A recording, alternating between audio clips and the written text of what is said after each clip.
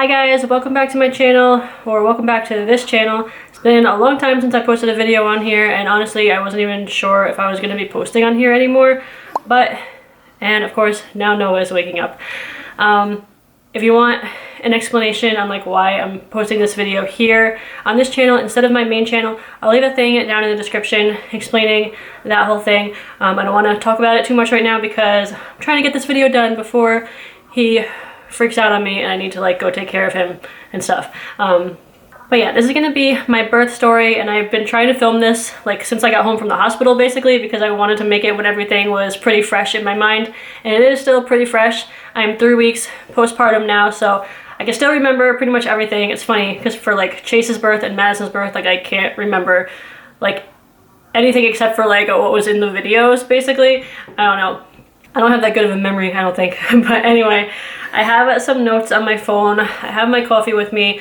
On to my birth story. If you haven't seen the birth vlog, that's on my main channel. I'll leave that link down below. But I just wanted to sit down and talk about everything and how everything happened, just because I didn't go into detail very much in the vlog. It was basically just like clips and stuff. I wasn't talking that much.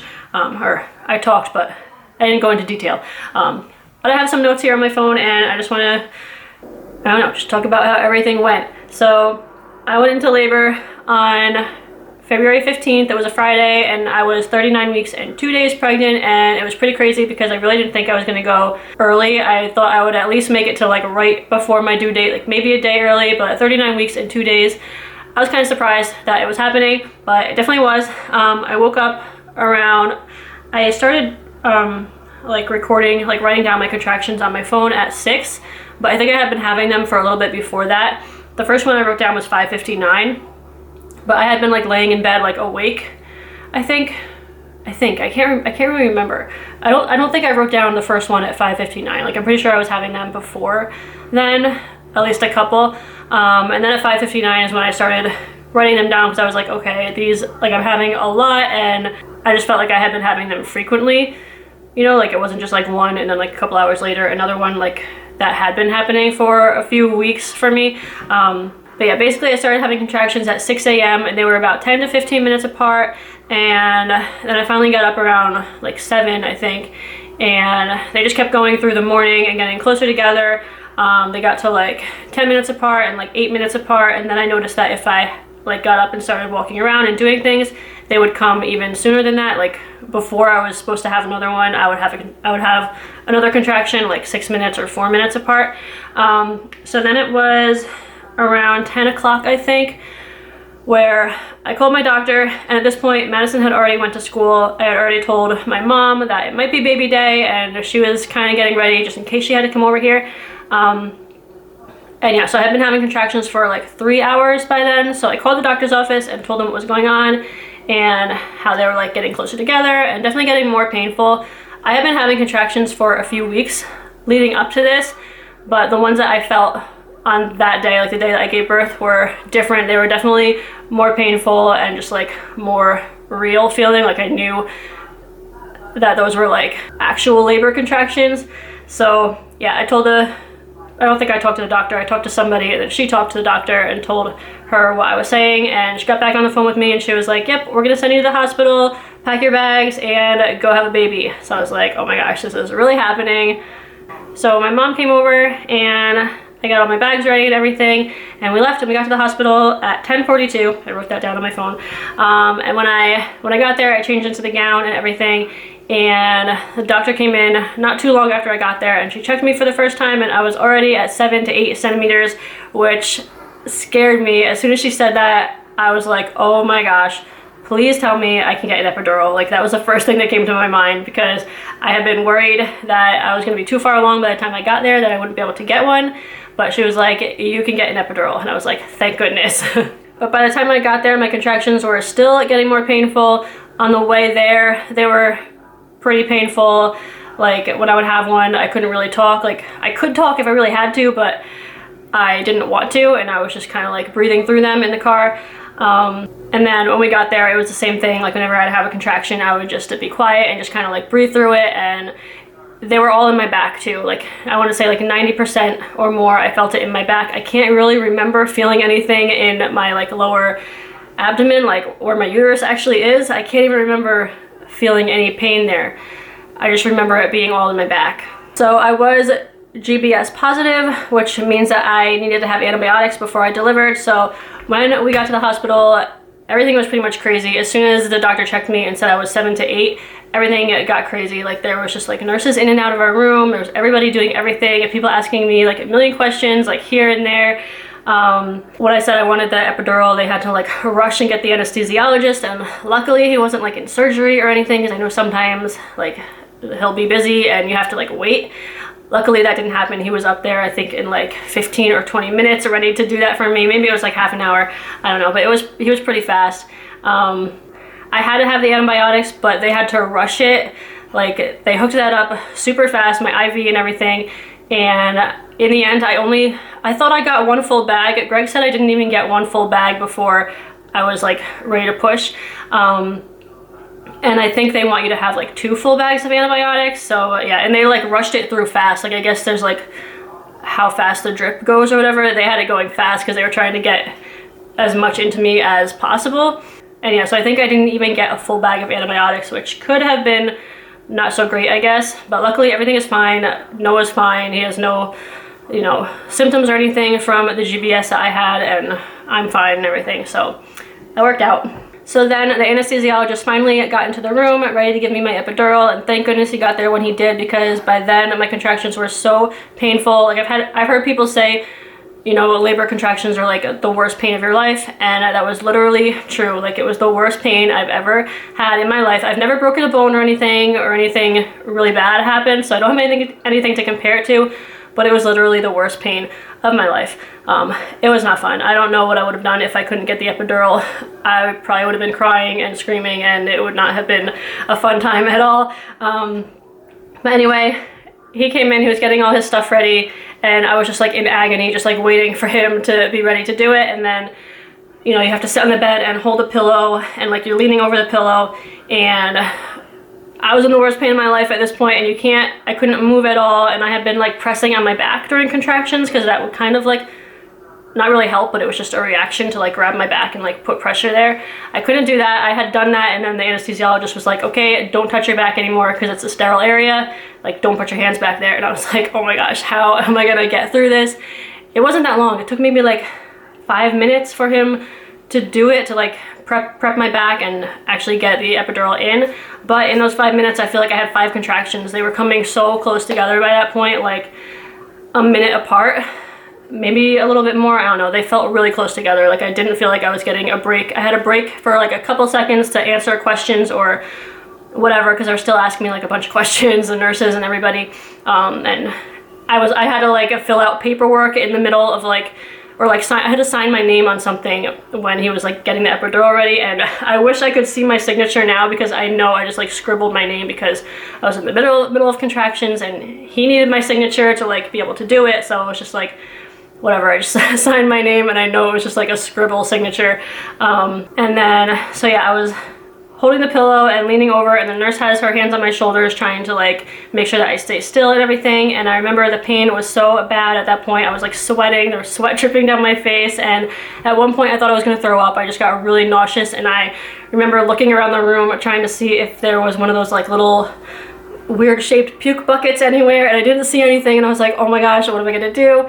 But then it just passed. Like I was nauseous for a few seconds, maybe a minute, and then it went away. And then he got the epidural in, and I flinched. I don't know why, but I remember him just saying, don't move, because I had moved a little bit, but thank goodness I didn't move like too much to like paralyze myself or anything like that, or for it to like not work. It worked. It took like 15 minutes or so until it actually like the medicine got in and everything like that, and then I was all good. I pretty much had a like the best epidural that you can get. I was numb everywhere. I could still move my legs though. They were heavy and like tingly feeling, but I could still move them. But I couldn't feel anything, so yay for that. Before I got the epidural though, I just want to mention this because this was crazy, and I had never felt this before with Chase or with Madison, but I literally felt like I could feel his head like pressing down on like my cervix or something down there, which I had been feeling like cervix like pains and stuff, but nothing like this. I literally felt like his body or like something like down there. Like before I was numb at all. It was crazy. Like every time I would have a contraction, I would just feel like the pressure just like pushing down, and I was like, oh my gosh, like I really don't want to like feel any more of this, so let's get the epidural. Anyway, I got the epidural. I was like laying in bed, and then the shakes started. I remember the shakes with Chase. I don't remember it with Madison, but I was definitely shaky and like my teeth chattering when I was in labor with Chase, but this time was a lot worse. My teeth were chattering and my whole body was shaking. Like I could not control it. It was just like crazy shakes, and then it got worse like after he came out also. But before I delivered and everything, the shakes were pretty bad. They had like warm blankets on me trying to see if it was because I was cold, but I really wasn't cold. It was just uncontrollable shaking, which was not too fun, but I'd rather that than the amount of pain that I was in. My water ended up breaking on its own actually this time, which was pretty cool because that had never happened before with Chase and with Madison. The doctors both broke my water for me. This time it broke on its own. I was just laying there after I had the epidural, laying there in the bed, and somebody came in to like see if I wanted a massage, like she's the one who does like the massage after you deliver, but she came in before because she was leaving or something, or she wasn't going to be there after, and she wanted to know if I wanted a massage like then, but I was like, no thank you. And it was like as soon as she walked into the room, I felt my water break. Like I felt just like a trickle come out, and it wasn't like a gush feeling, but I just felt like kind of like I peed myself. So she's like talking to me, and little does she know, like underneath the blankets my water is like gushing out onto the bed. But she left, and then I told Greg, I was like, I think my water broke, and then he went and told the nurses or the doctor out in the hallway, and she came, or actually the nurse came in and checked, and she was like, yep, your water broke, and it was clear and everything was good. Like clear fluid. And then let me see, a little bit after that the doctor came back in and she checked me again, and I was 10 centimeters. And yeah, my IV bag still wasn't all the way done yet, but I don't know why we couldn't just like wait for more IV fluid. I don't know if that's like a bad thing to just like wait when you're 10 centimeters, or if you're just supposed to like, you know, start pushing your baby out. I don't really know. But then I wrote down that they were setting up the room and everything. All the nurses came in and they were just getting everything ready. And I wrote down that I could feel his head right there. Like I felt like I was literally like holding him in until they were ready and I was ready to push. It wasn't like pain, but it just felt like he was right there, like about to come out. It was crazy. So then the doctor had me do like one practice push. She just wanted to see how well I could push with the epidural, if I was able to push right. So we did one practice push and she was like, you're good, stop pushing. Like I think his head was like right there already. She was like, you're good. So yeah, so then at about, I don't remember what time it was, but in my vlog I posted what time it is. Maybe I'll put it on the screen when I started pushing. But I pushed through about 4 contractions. It was about 13 minutes of pushing. I did need to have an episiotomy again, so this is my 3rd one. But I had been pushing and like his head, just like I couldn't get his head out. And in the birth vlog, you can hear the nurses and the doctors like joking about like how strong my perineum was. She was like, yeah, we don't see that very often. It's very strong. I don't know, I guess it just like wasn't stretching enough or whatever to let his head come out. So she did a very tiny episiotomy. She was trying to be very minimal about it, which I really appreciated because this time the episiotomy didn't really hurt me too bad after. Like there was some pain with it, but it wasn't as bad as with Chase. So that was really nice. I don't know how many stitches I needed to have or anything, but yeah, she did that. And then the next push, like his head was out and then his body was out, and it was just like, that was all I needed, was a tiny little snip, and he was born. So he was born at 1:21 p.m. on Friday the 15th. Oh, and another thing that I did this time that was amazing, and I would kind of recommend it to anyone if you're brave enough to do it. I wasn't with Chase or with Madison. I didn't do this, but this time they got me the mirror and I was able to watch him be born, and that was crazy. I actually almost forgot about it, but like before I went into labor, I had been thinking like, oh, I think maybe I want to watch this time, but in the moment I forgot that I wanted to do that. But luckily Greg like was looking when I was pushing and he was like, oh my god. And then I said to him, I was like, what do you see? And the nurses were like, his head, like we see the baby's head already. And then I was like, or one of the nurses asked me if I wanted to see, and I was like, yeah. So she got me the mirror and I looked and I could see his head like right there, and then I actually watched his whole body come out. So that was insane. It was like, you know, I'm so glad that I got to watch that and witness that, at least for one of my children. I don't know, to just like watch your own baby come out is just crazy. Also, I wrote down that when they put the mirror in front of me and I saw his head there, that was like so motivating to me, just to be able to like watch my progress kind of, because if you don't have the mirror there, you're kind of just relying on everyone else in the room to tell you that you're doing a good job, or that you're like pushing good and everything. But when you have the mirror in there and you can actually see yourself pushing and see like the head coming down more and more, it's just really motivating, and it makes you want to like push more and like work as hard as you can to get the baby out. So yeah, he was born, and she did delayed cord clamping, which I was happy about. I didn't have to ask her to do it or anything. She just did it on her own. And then they put him on my chest and everything, and we did skin to skin, which is always like the best. It's always just like such an awesome feeling to just like have your baby there like minutes before they were inside of you, and now they're like on your chest, and it's just, I don't know, it's just an amazing feeling. So they weighed him and everything, and he was 8 pounds, 3.8 ounces, and 21 inches long. Sorry, I'm still like looking at notes on my phone. And then the last thing that I have written down on my phone is that the shakes got really bad. They got even worse after he was born. Like I remember having him on my chest, and you can even kind of see my hands in the vlog. They're just like shaking. I was shaking so bad after he was born, and I kind of wish I wasn't, because I was focused on that a lot, like how shaky I was and trying to control it and everything, and the nurses and the doctor were just telling me like to just let it go, like you can't try to control it, you just have to like let it get out of your system. I think it was because of the epidural. That's really the only thing I could think. That and probably adrenaline mixed in just made me like super shaky. And another thing I wanted to mention, this is so funny when I think back, but you guys know we didn't know the gender when, like, we didn't know the gender beforehand, so it was a surprise gender baby. And when I was pushing, like, I was not even thinking about that. I totally forgot that we were gonna be finding out if it was a boy or a girl. I totally forgot. Like, he came out, and that wasn't even the first thing on my mind. I just felt relief that our baby was here, and I wasn't even thinking about like if it was a boy or a girl for those few seconds. And then Greg said the nurses were trying to like let Greg see between the legs to see if it was a boy or a girl, but he couldn't see with the angle and everything. Are they home? And then one of the nurses was like, it's a boy. And then like that's what I remembered. I was like, oh yeah, we're finding out the gender of our baby today. Like that's just so funny. I don't know, I thought the baby would come out and that would be the first thing I would think of. It would be like, is it a boy or a girl? But that wasn't even on my mind. I don't know, I just completely forgot. So weird. Okay, had to take a quick little break, but I'm back. I'm gonna wrap up this video. I remembered a couple other things that I wanted to mention really quick. So after he was born, I did have to have something for like blood loss. I remember I got a shot in my leg to control the bleeding. I don't know what it was, and then Greg said I got something in my IV too, but I don't remember that.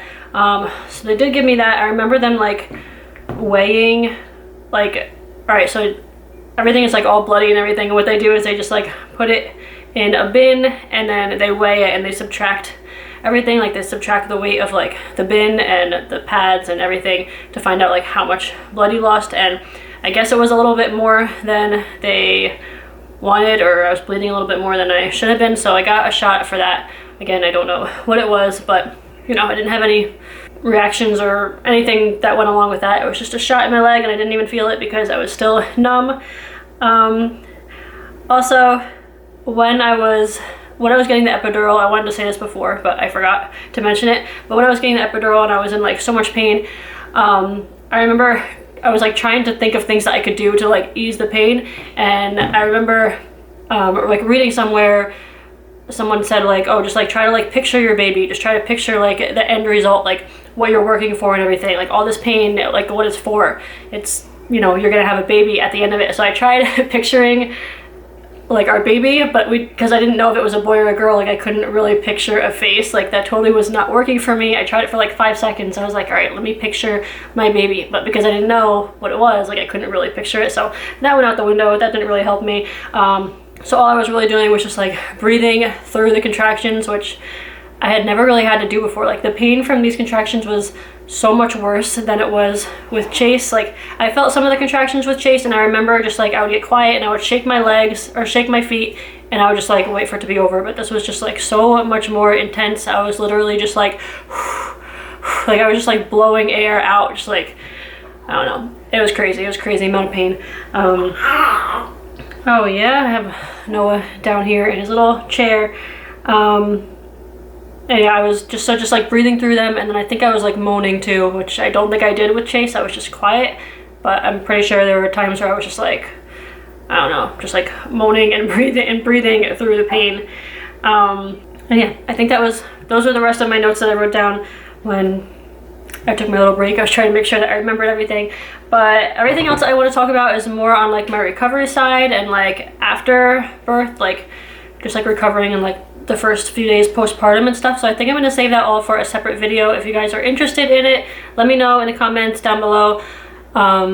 Yay for still having comments on this channel. Let me know if that's something you guys would be interested in. I could do a video on that. I think this was my best recovery out of all three of my babies. This was the best one, so that's cool. But yeah, I think I'm gonna go ahead and wrap this video up. I hope you guys enjoyed hearing the birth story. If there's anything that you're curious about that I didn't talk about, just again leave that down in the comments and I will get back to you.